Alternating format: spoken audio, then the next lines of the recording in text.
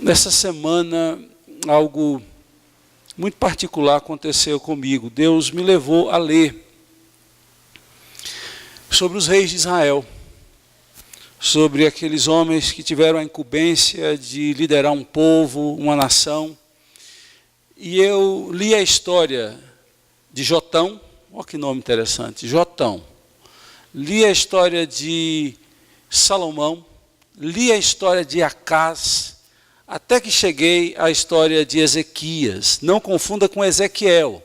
Ezequiel foi profeta. Ezequias foi um rei de Israel. Este homem, ele tem muito a nos ensinar pela sua disposição e determinação e opção de andar com Deus. A despeito de tudo o que acontecia no seu tempo, toda a herança que ele recebeu, e nós vamos depois aprofundar mais sobre isso. Eu quero deixar para vocês, neste momento, a leitura de uma porção de uma carta. Naquela época era pregão. Se fosse hoje, era um e-mail especial que ele mandou para os seus irmãos. Eu quero ler e depois explicar um pouco do contexto desta carta. Vai ser projetado em segundo livro de Crônicas, capítulo 30, versículos de 7, pode botar, Arthur, por favor, de 6 a 7. Este homem faz uma carta para os seus irmãos, não só para o reino de Judá, mas para o reino de Israel inteiro. E diz o texto bíblico: partiram os correios com as cartas do rei e dos seus príncipes por todo Israel e Judá. Depois eu vou explicar o que significa todo Israel e Judá. Segundo o mandamento do rei, dizendo, olha o conteúdo da carta: filhos de Israel, voltai-vos ao Senhor, Deus de Abraão, de Isaque e de Israel, para que ele se volte para o restante que escapou do poder dos reis da Síria. Não sejais como vossos pais e como vossos irmãos, que prevaricaram contra o Senhor, Deus de seus pais, pelo que os entregou à desolação, como estáis vendo. Versículo 8, pode botar, tu. Não endureçais agora a vossa cerviz, como vossos pais. Confiai-vos ao Senhor e vinde ao seu santuário, que ele santificou para sempre, e servi ao Senhor, vosso Deus, para que o ardor da sua ira se desvie de vós. Porque se vós vos converterdes ao Senhor, vossos irmãos e vossos filhos acharão misericórdia perante os que os levaram cativos, e tornarão a esta terra, porque o Senhor vosso Deus é misericordioso e compassivo, e não desviará de vós o rosto, se vos converterdes a Ele. Este é o conteúdo da carta, este é o convite a uma nação que estava completamente apática, distante de Deus, portanto, precisando se converter ao Senhor. Quando você estuda a história de Israel, você descobre que depois que Davi morre, o reino vai para Salomão. Salomão reina 40 anos e depois de Salomão há um problema no reino, chamado até então Reino Unido. O filho de Salomão começa a governar como déspota, começa a colocar impostos, a ter duras leis, duras normas para o povo. O povo começa a se rebelar. E surge um homem chamado Jeroboão. E Jeroboão inicia uma sedição, uma rebelião. Dali em diante, o reino de Israel não é mais um reino unido. A partir dali, você tem o reino do norte e o reino do sul. Eu vou pedir para o Arthur colocar, por favor, o mapa. Nesse mapa você vai entender mais ou menos como ficou a configuração do reino. essa parte aí mais para violeta, roxo, era parte do reino do sul, que tinha a capital Jerusalém. Era conhecido como Judá. Na verdade, eram duas tribos que ficaram fiéis a Deus. Era a tribo de Judá e a tribo de Benjamim. Mas era conhecido como o reino de Judá, por Judá ser maior que Benjamim. E 10 tribos do norte, essa parte mais amarelada, amarela mais escura, era a composição do reino chamado Israel. Então, depois de Abraão, aliás, depois de Jeroboão e Roboão, quando você encontra a referência a Israel, não está se referindo a todo Israel, está se referindo à parte norte, que tinha como capital Samaria. O reino dividiu. Ezequias era o 13º rei da dinastia do Reino do Sul, dessa parte roxa, violeta.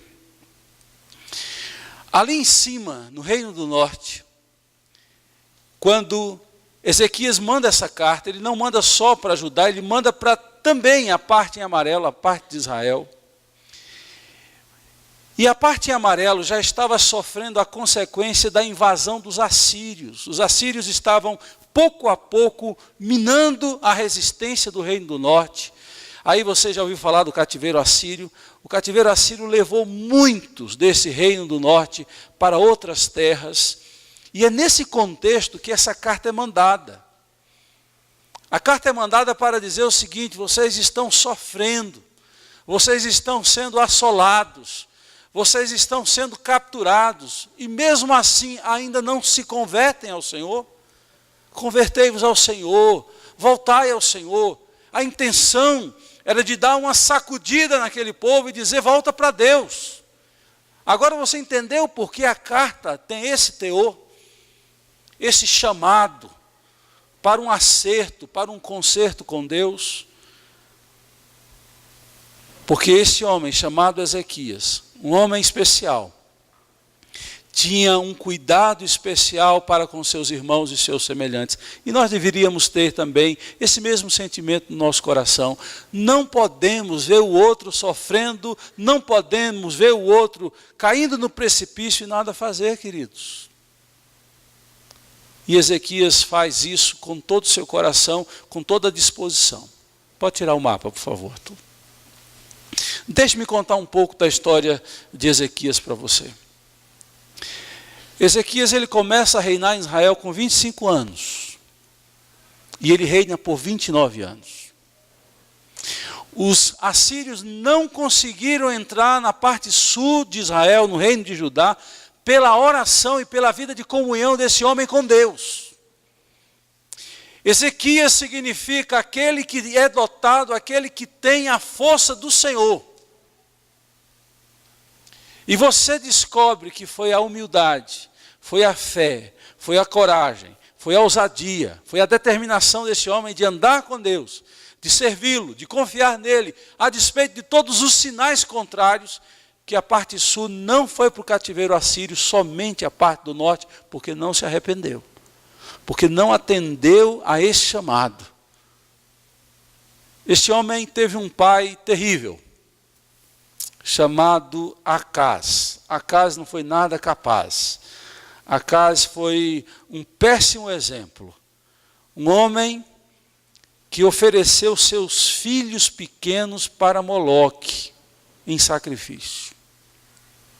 Um homem que numa crise de loucura entrou no templo, pegou utensílios do templo e quebrou boa parte deles.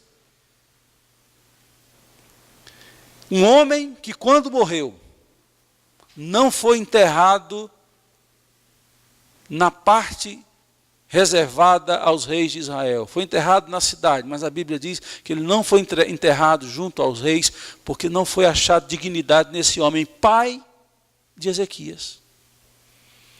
A psicanálise diz o seguinte: um dos segredos para encontrar a cura das nossas doenças emocionais é descobrir os culpados dos nossos traumas. Então, a psicanálise ele tem como objetivo, dentre outras coisas, descobrir quem foi o culpado, identificar o culpado. O problema, queridos, é que nós somos especialistas nisso. Nós, como homens, arrumar culpados é a coisa mais fácil do mundo. A gente acha quem é culpado, quem não é, o torna culpado, porque tem que ter culpado. Na nossa relação humana, na nossa forma de ser humana, nós temos que achar culpados. E eu fico pensando, esse homem teve um pai que foi uma desgraça. Mas o fato de ter um pai que foi uma desgraça, não foi para ele motivo para ser desgraça. Ele quis fazer uma nova história, um novo tempo, e ele fez tudo diferente do seu pai. O que seu pai teve de mal, ele teve de bem. O que o seu pai foi de entrave para a vida de Israel, esse homem foi bênção para a vida de Israel. Então não fica pensando aí, olhando para a sua história passada, achando culpado, olhando para a sua ferida, olhando para a sua dor, e ressentido pelo resto da vida com alguém ou com pessoas da sua história que te fizeram mal. Faça diferente, seja diferente, olha para Deus como referencial de sua vida, e você vai ver que bênção você vai ser. Foi assim, Ezequias escolheu andar por esse caminho, e quando ele dá estes conselhos, eu vejo alguém curado, alguém que tem uma alma abençoadora, generosa, compartilhadora, alguém que quer ver o bem e não o mal na vida das pessoas.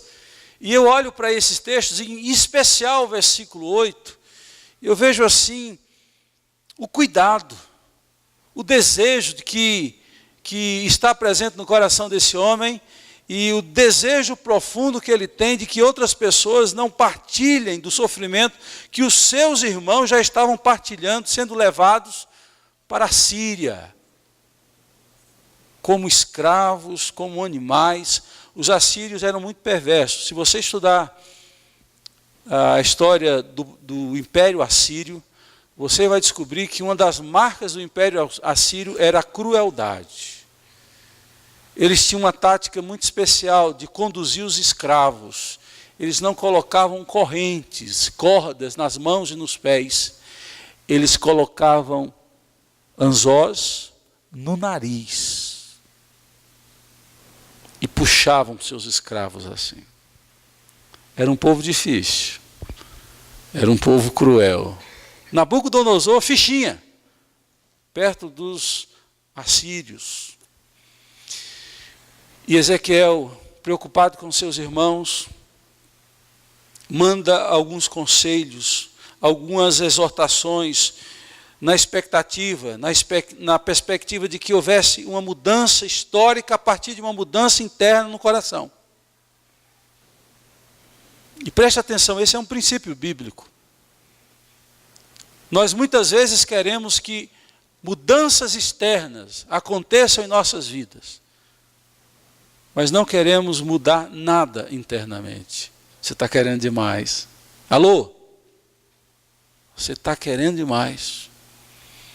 Se não houver uma mudança interna no nosso coração, não acontecerão mudanças externas. É de dentro para fora.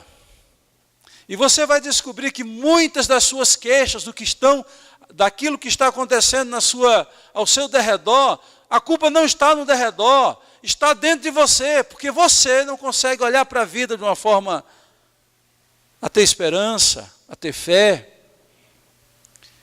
Você, porque está azedo, seu mundo é preto e branco. Você está na época da televisão, preto e branco. Tudo ainda está nebuloso. Jesus, uma vez falando, disse, não é que eu seja mau, é porque os seus olhos são maus. Essa perspectiva é interessante que Jesus levanta. Seus olhos são maus. Não é para quem você olha. Quem você vê não é má. Não é uma pessoa má. Mas a maldade está em você e você projeta essa maldade. Ezequias não era assim.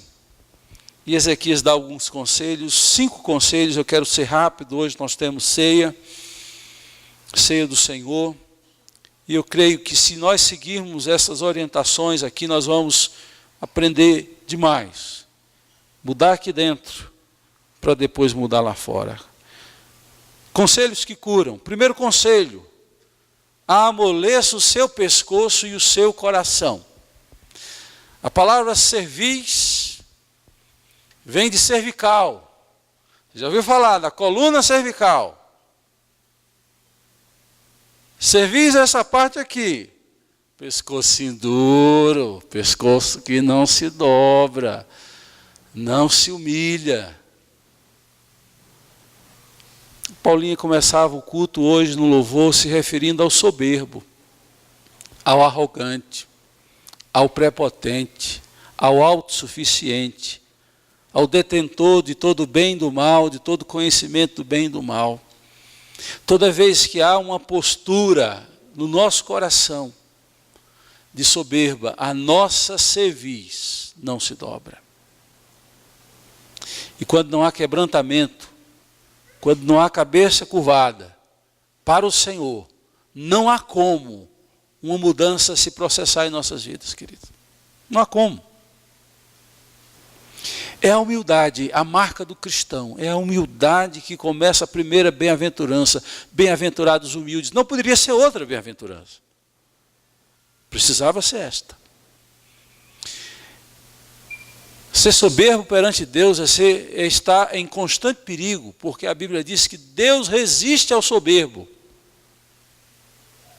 Você sabe o peso da palavra resistir? Eu vou te fazer lembrar. A Bíblia diz que nós devemos resistir quem? Resistir ao diabo, e ele fugirá de vós.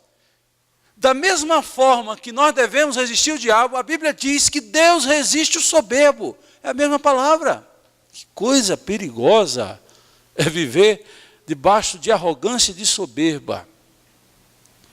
Sabe qual é uma marca da dura cerviz? A inflexibilidade. A dureza. Não só na palavra, mas nas suas convicções e posições, mas sobretudo na forma permeável em não deixar Deus agir no nosso coração. Estevão, em uma ocasião, no capítulo 7, ele está prestes a ser apedrejado. No capítulo 7, versículo 51, ele olha para aquele povo e diz assim: homens de dura cerviz, assim como foram seus pais, vocês são. Vocês sempre resistem ao Espírito Santo de Deus. A resistência a Deus, as coisas de Deus, a mensagem de Deus, nos faz ser de dura cerviz. Quantas vezes você ouve Deus chamando sua atenção, Deus te chamando para Ele, e você endurece seu coração? Dura cerviz. Meu querido, minha querida, você corre o risco de ser resistido por Deus. E Ele diz: não endureçais agora a vossa cerviz como vossos pais. É repetitivo isso no versículo 9. Porque se vós vos converterdes ao Senhor, vossos irmãos, vossos filhos acharão misericórdia. Mas a ideia de converter embaixo do versículo 9. Se vos converterdes a Ele, mudança interna e depois de atitude. Essa é a primeira mensagem. Amoleça o seu pescoço e o seu coração. Eu estou fazendo numa linguagem bem simples. Segundo, não se paute pelo mau exemplo. Não use a desculpa formal que todos usam ultimamente. Todo mundo está fazendo, eu posso fazer. Quantas vezes você se viu ou afirmando ou pensando assim? O mau exemplo, querido, é para ser reprovado. O mau exemplo não é para ser copiado. E o que mais me assusta hoje, queridos, é que nós, e você pode pensar um pouquinho e chegar à mesma conclusão que eu, nós estamos olhando o mau exemplo e fazendo dele medida, permissão para fazer do mesmo jeito. Nos mínimos detalhes, até os grandes exemplos. Este homem, Ezequias, sabia o que estava dizendo quando disse: Não endureçais agora o vosso coração, vossa serviço como vossos pais. Ele teve um pai, eu mencionei o pai desse homem, Acaz. Ele tinha tudo para dizer: eu vou fazer como meu pai fez. Eu vou seguir o seu exemplo. Mas ele fez questão de fazer o contrário, de ser bom exemplo, de não usar o mal como justificativa, não olhar o mau exemplo do outro para dizer: o outro pode, eu também vou fazer. Isso eu vejo no trabalho, isso eu vejo na igreja, claramente, uma coisa errada. Mas por que fulano tal estava fazendo? Falei isso uma vez aqui, vou repetir. Eu nunca, aliás, dizer nunca é perigoso. Nunca diga nunca. É um conselho bom. Porém, poucas vezes eu vejo pessoas se levantando e dizer: todo mundo está fazendo errado, mas eu faço questão de fazer o certo. Por quê? Porque os nossos corações pecaminosos querem apenas isso aqui para justificar os seus atos e achar um parceiro que está fazendo para que ele não fique com a culpa toda. Sim ou não? É assim ou não é? É. Nós somos filhos de Adão. Os filhos de Adão são assim. Um belo dia, Deus chega no jardim e disse: Adão, onde estás? Olha que afirmação terrível que Adão faz. Eu ouvi a tua voz e descobri que eu estava nu e me escondi do Senhor. Imagina a situação. Alguém que quando ouve a voz de Deus se esconde de Deus. O bom é quando a gente ouve a voz de Deus e se alegra em Deus. E me escondi. E o Senhor me achou. Tem jeito, pode esconder onde for. Não tem jeito. O que aconteceu, Adão? Foi a mulher que tu me deste, Senhor. Aquela cabeça dura. Aquela mulher, Senhor, o Senhor não sabe a dureza que é viver com ela. Ela chegou com um jeitinho aqui, me engabelou e eu fui lá, feito um pato, e caí. Nós somos filhos de Adão. Nas nossas justificativas, ao invés de admitir culpa, a gente aponta outros culpados. Eu já vi isso várias vezes. Não, mas também tem fulano tal. Deus vai em Eva.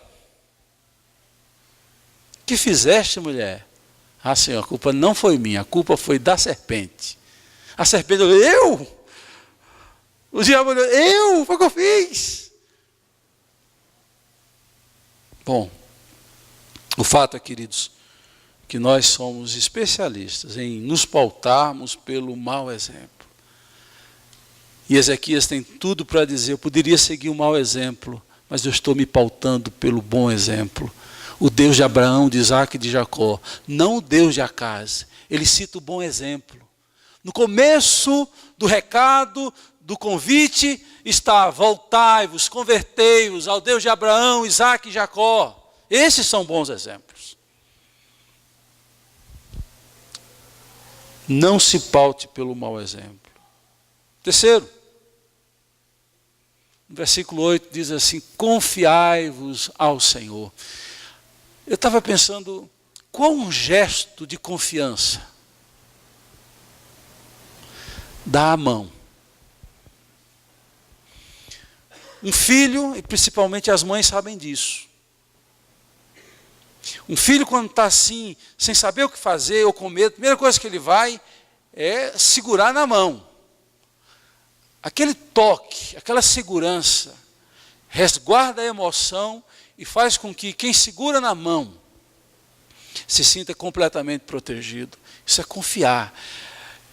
Então eu pensei, ao invés de dizer confie no Senhor, eu pensei: dê a mão ao Senhor, segura na mão dele. E quando você segurar na mão de Deus, você vai se sentir acolhido. Não tem coisa mais sensacional na relação com Deus do que experimentar o acolhimento de Deus. E há uma palavra que Jesus fala, ela para mim, ela é absoluta, e ela é para mim consoladora, renovadora.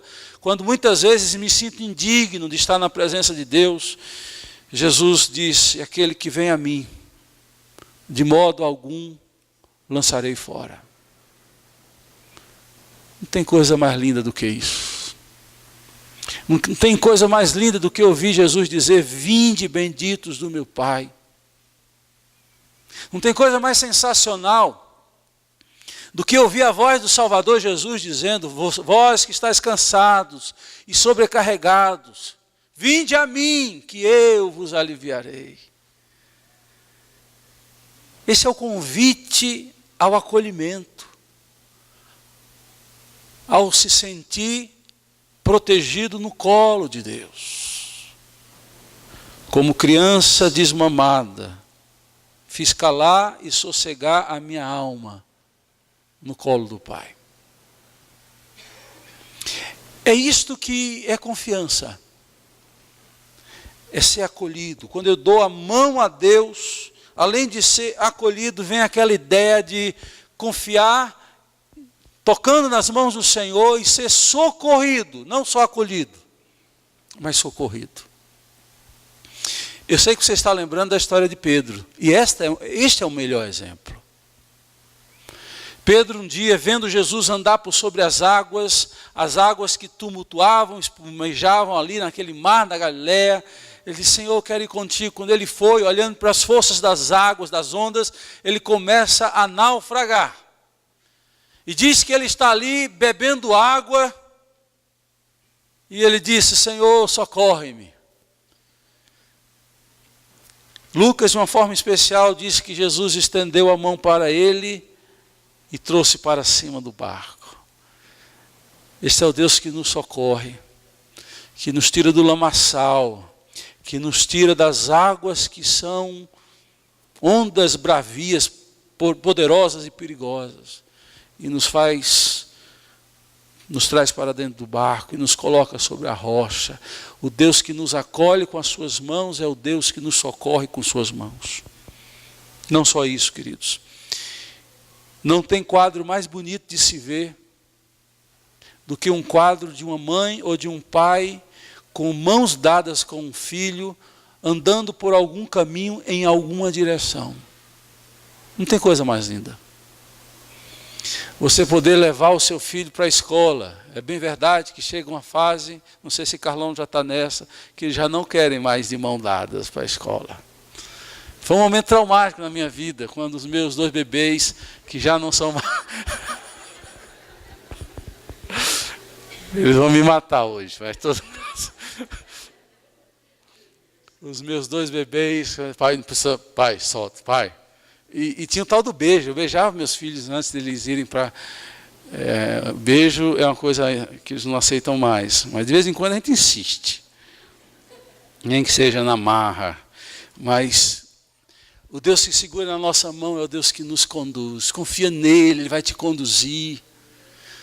O grande dilema nosso é, meu Deus, onde vai dar isso? Qual o futuro disso? Para onde é que eu vou chegar? Eu ouvi uma frase, eu sempre tenho repetido essa frase quando eu tenho oportunidade, de um homem chamado Martin Lloyd Jones, ele comentando sobre a relação de Abraão com Deus, em que Deus diz, vem para uma terra que eu te mostrarei.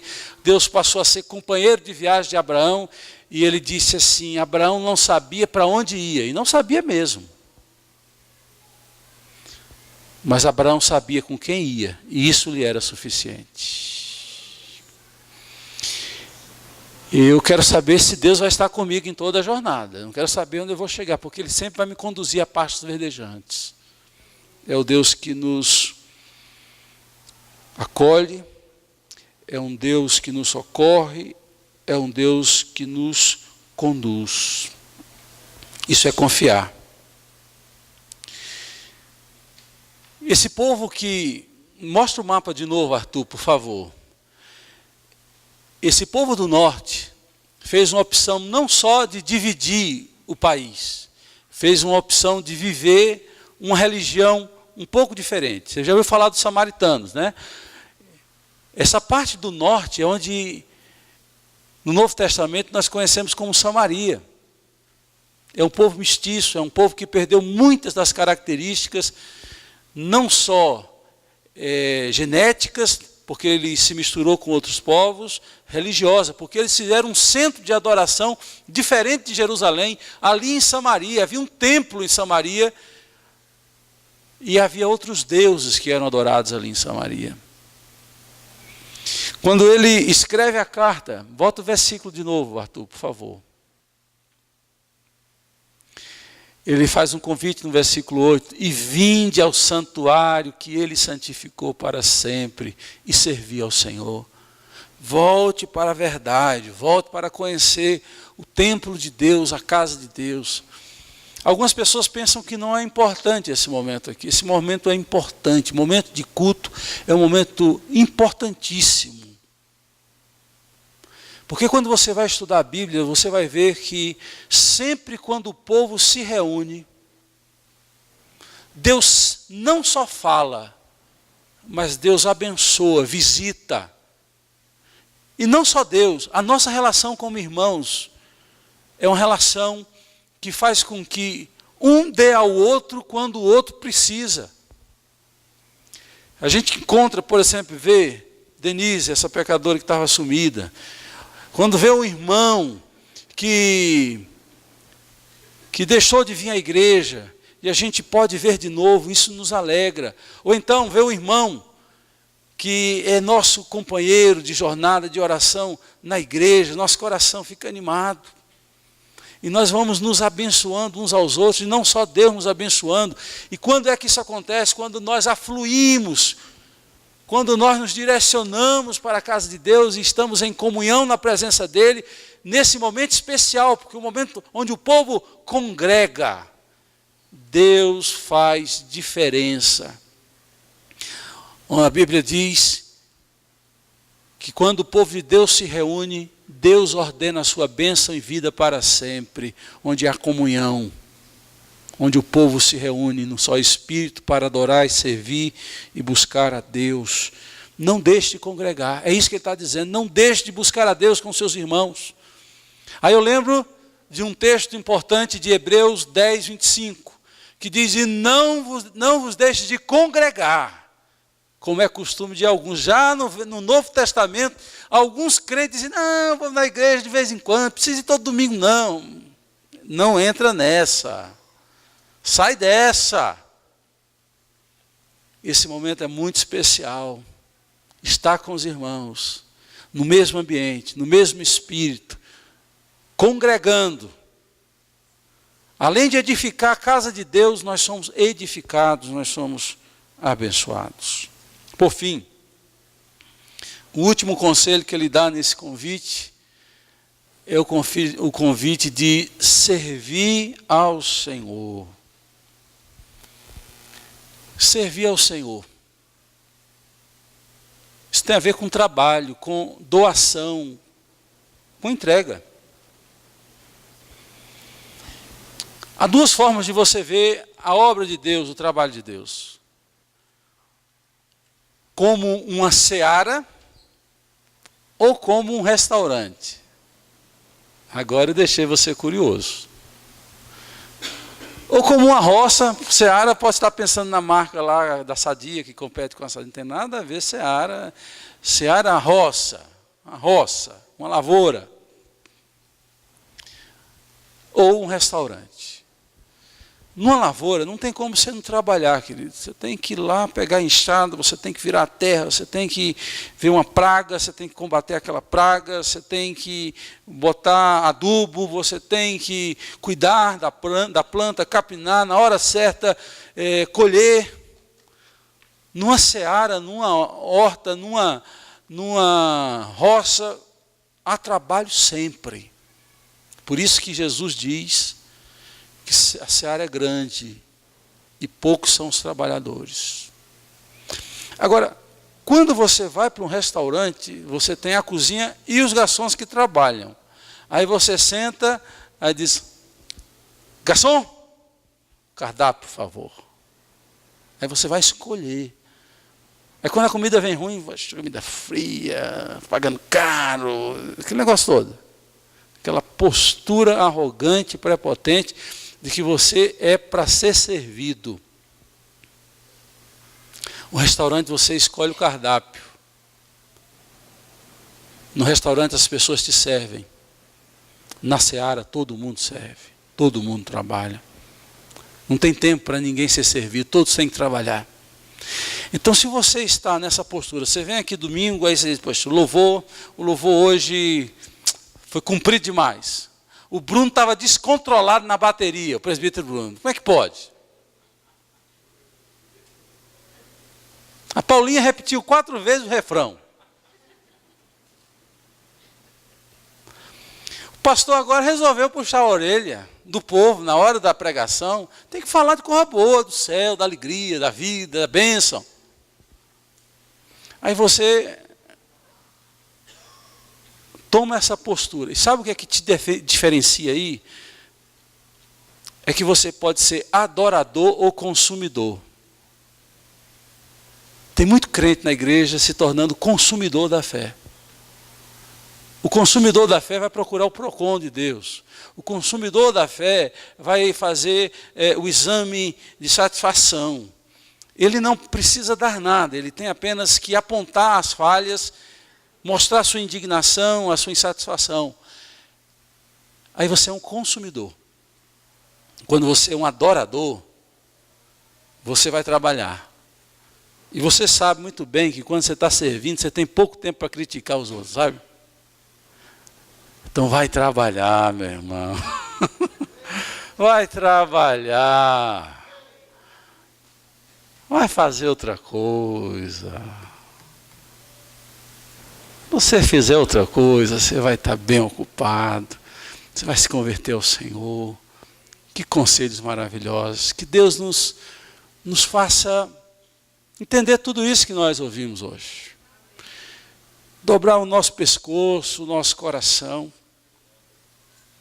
Dobrar, humildade. Viver nessa dimensão.